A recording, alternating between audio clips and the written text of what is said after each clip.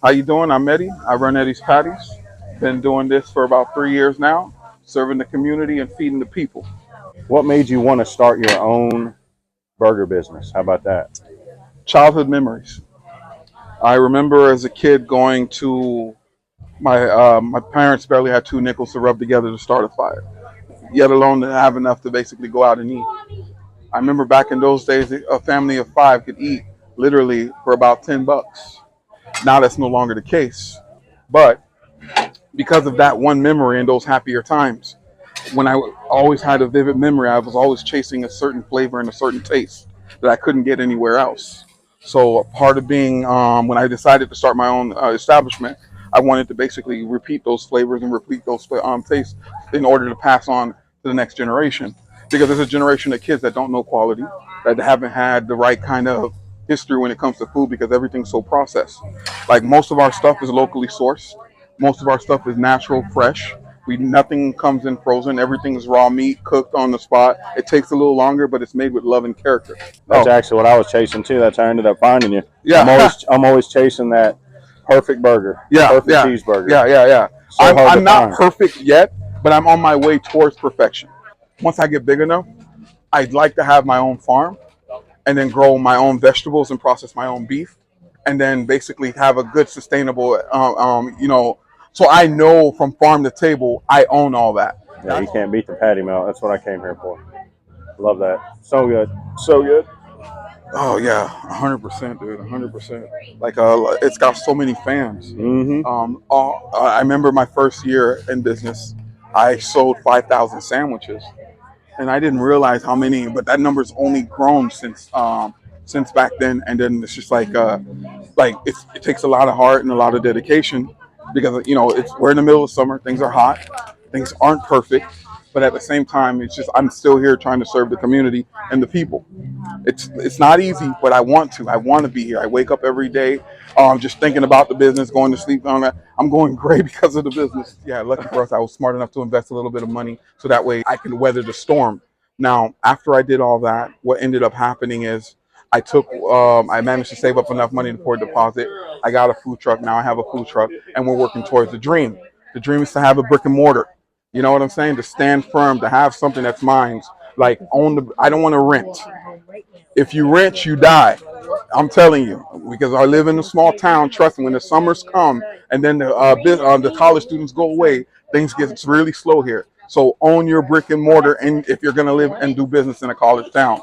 So what I want to do, I want to own my own brick and mortar. It's a bit pricey. It's gonna take a little bit of time, but once I get there, grand opening, Tilt's always automatically, right there for that first press conference. You get what I'm saying? Automatically invited. Take care. You too. Take care. Absolutely. The journey for the food truck was after my first year in business. I This was just a concept and an idea, really just a dream. I didn't think anybody else really, would take the interest in it. So I just started off and jumped in head first. I had made a little bit of money on crypto, and then I had a little bit of disposable income. So I decided to start the business. I bought the equipment, I invested, and then I basically paid my rent up for a year. And then here we go. And then once I jumped in, the first 8 months, there was no real takers. I honestly got to a point where I almost gave up. But after continuously going out, people seeing you, I'm in a new area. I just moved to Gainesville. I'm changing my lifestyle. I'm doing different things. I'm interacting with different people. I'm doing any event and taking on any job that I can. After a really long time of just grinding and doing that, I started catching a small fan base. After I did that, that's when I started seeing real progress. That's when I started seeing people really taking an interest. That's when people started chattering and really taking an interest in what I was doing in my small company. Once we jumped into that, it was just like boom, boom, boom, boom, boom, boom, boom, boom, boom, boom, boom. Just one event after another. Once that part was over, then I started seeing, okay, where can I take this? What can I do? What's going to be the next step? How can I show my appreciation to the people? So I decided to establish a food truck. I have one now. After a year and a half of hard work, very quick. A lot of vendors that do what I do can't do that because the funds are always so tight. So what ends up happening is that's what I'm working towards. That's what I'm thinking about. That's what's motivating me to push forward towards the future. There's a community of people here that understand and like what I do. So I got to basically hone in on my craft and then push forward in order to give them that quality that they justifiably deserve. And it's hard to do that. It's hard. I'm not going to lie to you. It is very hard. Like if my friends want to start a business, I don't recommend food. You got what I'm saying? You got to do this because you have a passion and you can't be in it for the money because you got to put in the work now in order to get gratification later. You're not going to get any of that now. But biggest advice I can say, save your chips. What that means is if you know you're going to start a business and you don't have a hedge fund that's going to loan you money, you can't take a big loan from a bank, then you don't want to borrow money from family and flop because a lot of people do that and then it creates animosity and they're not supportive and then families questioning, oh, you have a business to run, yada yada, but you're taking vacations. You get what I'm saying? If you want to cut out all that chatter, save your chips, bet on yourself, buy yourself. And from my position, that's what I did and it worked out for me. So if you're gonna do it, make a plan, reiterate that plan, discuss that plan with like-minded people, discuss that plan with people that are in the field, discuss that plan, do your research, talk to a banker, talk to a financial advisor, talk to a lawyer, talk to who you have to in order to get different perspective on how your business is going to work. Now once you do that, it gets a little bit easier because all you have to do is just piece together the pieces that you receive and then execute. Once you come up with your concept and you have your idea, once you know for sure that it's going to save as much money as possible, have something away for your own personal expenses because you don't want to dip into your personal expenses while you're trying to make money for the business. That's where a lot of people get stuck in that limbo where the earn money that comes in, now they have to immediately use it to cover their lifestyle and their living expenses with that money. So if you can have a little bit of money squared over, perfect. Now, another way that you can do it is by having familial help through family. That's honestly could be a double-edged sword because family is going to expect great things to happen immediately and not really carry the same amount of dedication that you have. Now, once you get to that point, things really take a shift because like I noticed that when I started it, I had no family, I had nobody, no real support, no nothing like that. I got mostly support through people that I met through doing this that really came in and really gave me a hand, gave me some great advice that helped me carry me into the next level. But I know some people have that solid family base. If you're married, perfect. Your wife can work while you focus on the business. You take it on the chin for a little bit. Just always know, is the juice worth the squeeze, because you don't want to be too and overly invested into one thing and not know when to get out. Because at that point, if it's sinking your ship, take a back seat, take a step off the boat. You get what I'm saying? It's a good boat, but it's not the only thing out there. If you got to go get a second job and do your business at night, then that's what you're gonna do. If you got to do your get a second job and do your business in the morning and to work in the evening, that's what you got to do. Because it's, if you're gonna start a business, it's all about sacrifice, maintaining maintaining focus, sacrifice, patience, dedication, and praise be. Honestly, it's gonna sound corny. God, I'm not gonna lie, you're gonna need the power, a higher power to basically get you through those mental breaks and those days where things don't go well or you're not profitable for like 3 or 4 months. So you got to find another level of dedication and another level of heart, man, and patience. You'll always find me here 100% at Hale's Farmers Market every Saturday. I do First Magnitude at least twice a month. I do the brewery scene. I don't do a lot of the farmers market or a lot of the other breweries. I'm switching more over to doing more private events in order to basically sustain the business. That's a personal choice because I had many moments where when I was starting and I started realizing in that market space, there's a lot of competition. So if you can create your own avenues and your own revenue streams, then you're in a better place. You can always find me here. Here's a business card. Oh, there we go. But life is humbling. The moment you think you're good is the moment that you're not. So some people walk into this and they think to themselves, "Oh man, I'm gonna go out there. I'm gonna make this amount. I'm gonna do this. Or I'm gonna sell out." Life is really humbling. And here's an instance. I recently did an event where there was about 150 people there, right? It was me and one other guy. Not a lick of business came my way. It's just the crowd. You get what I'm saying? They weren't looking for sandwiches. Now, most guys in that situation would be pretty upset. I spent about $200 to make about seven, and then I walked away still holding on to that $200 worth of product without having to basically made a cent. It was very humbling because like I haven't had that moment or that reminder for over almost 3 years. I haven't had a day like that in a long time, but it really humbled me and seriously put me in a perspective to say, okay, what am I doing wrong? Am I in the right place? Um, is it just something that I didn't do personally, or do they not like me? You get what I'm saying? When it comes down to that consistency, I came over. I said no. I had to kick it and shake it. So I was like, okay, all right, it's not you. You prepped everything. You bought everything. You did this. You did that. So I'm running mental checks to give myself reassurance to rebuild my ego. So I'm like saying, all right, I did this and I did that, right? So I came and I prepared. Goes back to what you were asking me before, where how do you stay consistent, and then how do you keep yourself accountable? You know, they can't say I didn't show up. I showed up, yada yada. Now the next time it comes around, I have the choice to say no. You get what I'm saying? Because I know that's not the kind of crowd that really likes me or wants to be around me. You get me? Mm-hmm.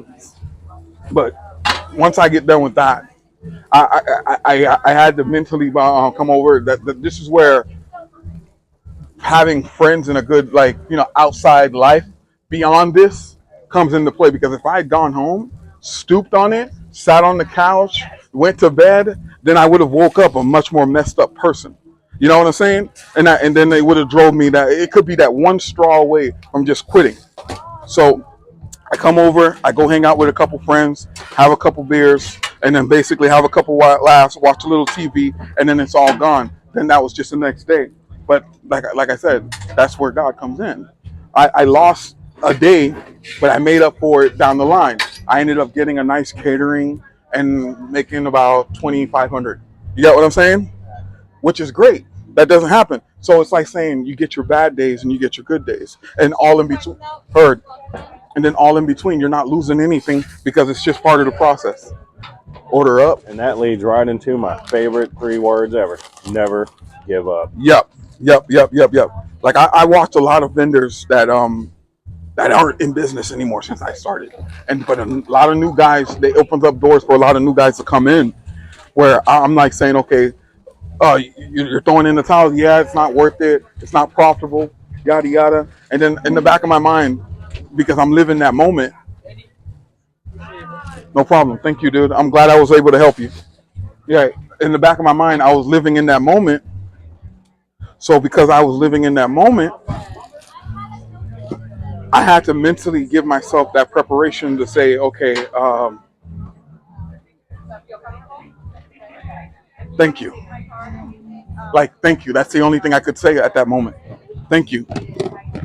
Yeah, being thankful and grateful is Yeah, surprisingly how much you can change your whole exactly. day, your whole mindset just by being that way. Because When you're starting to feel really exactly. down and out. Yeah, because like what is it happening? I have my health. Um, I'm not financially ruined. Um, I don't have anyone dying, and so at that point in time, it's just a little setback, but it's not the one thing that's going to knock me off my horse and then really push me over the edge. And I think a lot of people miss out on having emotional fortitude, where it's like saying nowadays a lot of people are looking at it like, oh, the economy is this, the economy is that. Yeah, the economy is always going to be bad. You get what I'm saying? We haven't had really great upswing in a long time. I honestly wish they had more tax incentives and more benefits for small business owners instead of just the big guys at the top, because the guys that are at the bottom don't have access to the same benefits the guys at the top do. So that's just my take on that. But a lot of people are hurting. A lot of people are down bad. A lot of people are just seeing this like saying, hey, um, how about you put some of that money in my pocket so I can basically, be able to breathe, or be able to basically have a more positive cash flow so that way I can sustain my business in order to make my dreams a reality. You don't You see know. any great benefits until you're above that $1 million mark. You know what I'm saying? Where it's like, oh my God, you're actually earning something. So yeah, we got to pay attention to you now. You know. Here we go. Look at that. That's pretty. That is beautiful. Yeah, that is pretty. That's pretty. And that's another thing, man. Just doing this right here. Understood. Keeping it simple. It keeps me Yes. happy. Keeps me happy. It's like another level of therapy. Because I'm not gonna be here forever, but people will remember they had a damn good sandwich for me. Order up, because like I don't want like I don't have children. I'm not married, so most of this stuff is just me making sandwiches, and really what I'm working on right now is just legacy. You got what I'm saying? Either to effectively help and build connections with the next generation of people that I bring in, or to basically pass it down to a group of people that can take it a lot further than me. You know what I'm saying? Because like I put in the groundwork to keep it alive. If someone else wants to come in and buy me out, then I'm out. You know what I'm saying? Easy, and then I'm on to the next thing. How did you end up with the Ed, Ed, and Eddie on the sign? Oh, I love the cartoon. Okay. I love the cartoon too, and Yeah. that's why I'm asking. I wanted to hear it so you can tell them Yeah. how did Ed, Ed, and Yeah. Eddie end up on Eddie's Patty sign? That was the whole premise when I was looking for when I wanted to start when I was starting the business, and then I basically had the business name, and I'm like saying, okay, what am I going to say? Okay, I'm going to obviously name it after me. You get what I'm saying? Just to be different, but I didn't want it just be me, because full name is Edward Roosevelt III. But you turn around saying Eddie's Patties, you know what I'm saying? What I'm going to be selling, what I'm going to be doing, and where I'm going to be cash flowing out. Your brand. Yeah. So I thought about that. Now, to answer your question, once I came up with the name, I came up with the name because I was watching Ed, Ed and Eddie. 100%. Yeah, I'm the guy, but I'm not going to be arrogant enough to say no. So I'm like saying, damn. And they had an episode where Eddie was just like, he was always on the hustle. You get what I'm saying? Like literally, people don't understand. This guy had a business idea almost every freaking episode, and consistently running this, trying to make a quarter in order to make his business work, and then failure after failure. But he succeed a lot less than he lost.